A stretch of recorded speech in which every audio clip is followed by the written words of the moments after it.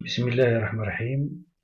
Étudiants et étudiantes, dans cette vidéo, je vous présente une étude complète d'une fonction f de x égale x sur x au carré moins 1. Ça vous servira d'exemple pour d'autres fonctions. Donc nous allons entamer cette série d'exercices, les graphes des fonctions.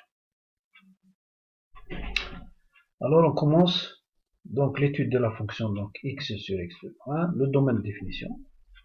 Cette fonction-là, elle n'est définie que lorsque x au carré moins 1 est différent de 0. Sinon, elle n'aura pas de sens. Donc, x doit être différent de plus ou moins 1. Donc, ce qu'on peut en tirer, c'est que x égale 1 et x égale 1 sont des équations des asymptotes verticales à la courbe CF. Voilà. X égale 1. Voilà, x égale 1 et x égale moins 1. Moins 1 et 1. Moins 1.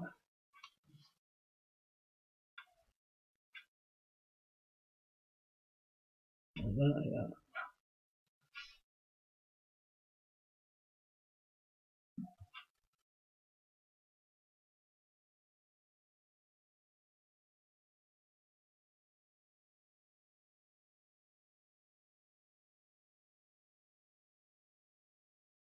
Donc, sont des asymptotes verticales à courbe C. Le domaine de définition, c'est moins l'infini jusqu'à moins 1, union, moins 1 jusqu'à 1, union, 1 plus l'infini. Les limites. Maintenant, les limites. Le calcul des limites. La limite, avant tout, la limite de moins l'infini. Ensuite, le domaine de définition. La limite de moins l'infini, quand x tend vers l'infini, c'est la limite de cette expression de x sur x de moins 1. Lorsque x tend vers l'infini, on peut assimiler donc le polynôme x2 moins 1 à x2. On prend en considération le terme le plus haut degré. Ça fait x sur x2 et x sur x au carré, on peut simplifier par x, on a 1 sur x. Donc quand x tend vers moins l'infini, c'est 0. La limite maintenant de f de x quand x tend vers plus l'infini, c'est c'est la même démarche. Nous arrivons à 0. Donc, qu'est-ce qu'on tire de la conclusion? C'est que y0 est l'équation de l'asymptote horizontale. Maintenant, on va calculer les limites de 1 et de moins 1. Quand x tend vers 1 par valeur supérieure à 1, donc la limite de x sur x au carré moins 1 est égale à 1 sur 0 plus. Pourquoi 0 plus? Vous voyez bien le tableau de variation de x au carré moins 1. Quand x tend vers 1 par valeur supérieure à 1, vous voyez c'est plus. Donc ici c'est 0 plus, donc plus l'infini. Quand x tend vers valeur 1 par valeur inférieure à 1, c'est négatif. Donc O négatif, donc 1 sur O négatif, c'est moins 1 sur 0 négatif, c'est moins l'infini. On calcule les limites quand x tend vers moins 1.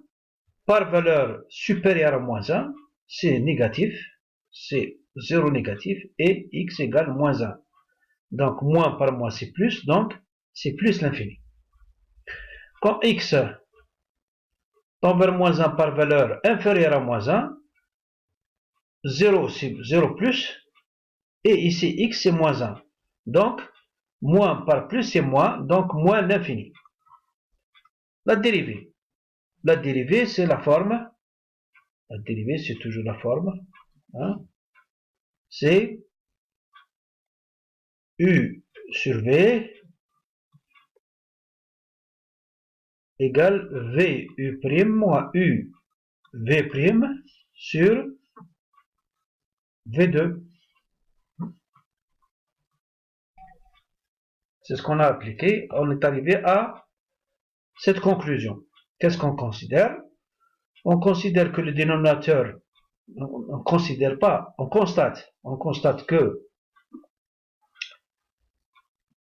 le dénominateur est positif, puisque c'est au carré, et que le numérateur est positif, mais avec un moins. x2 plus 1 est positif, mais moins. Donc, qu'est-ce que ça donne? Ça donne une dérivée négative. Donc, entraîne que la fonction est décroissante. Donc, entraîne que la fonction est décroissante. f de x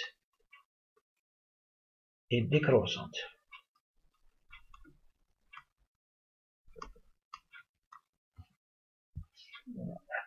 Est décroissante. Tableau de variation.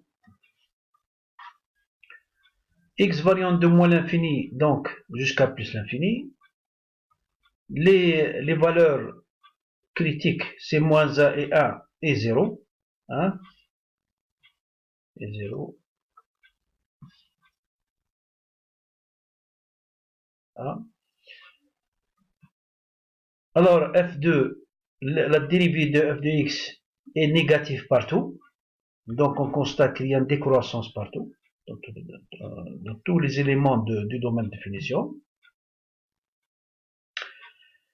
Quand x tend vers moins l'infini, f de x tend vers 0.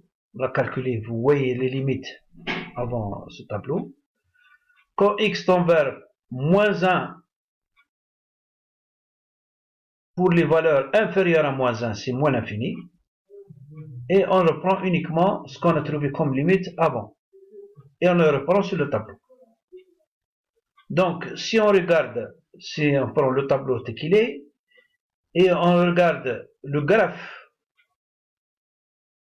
vous voyez bien, le graphe ne fait que refléter les éléments du tableau de variation. Voilà. Ici, c'est moins 1 et 1. Ici, y égale 0. Voilà. Ici, c'est x prime. Ici, c'est y prime. Et ici, c'est 0. Voilà.